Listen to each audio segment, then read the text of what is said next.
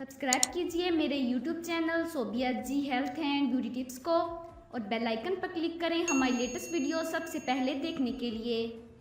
इमरान खान की तीसरी शादी की तस्दीक की खबर सामने आते ही रेहाम खान के एक ट्वीट ने सोशल मीडिया पर धूम मचा दी है। ट्वीट पर तहरीक इंसाफ के रहनुमा फयाजुल हसन चौहान ने 2 हफ्ते पहले एक ट्वीट किया कि तलाक दोनों की हुई।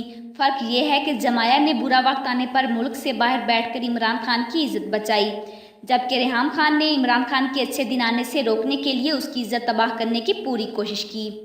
रेहाम खान अच्छे किरदार की औरतें अपने तलाक के सर्टिफिकेट को ब्लैकमेलिंग के लिए इस्तेमाल नहीं करती।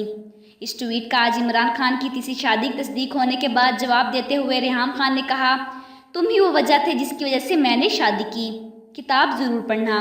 रेहाम खान के इस जवाब ने सोशल मीडिया पर धूम मचा दी है।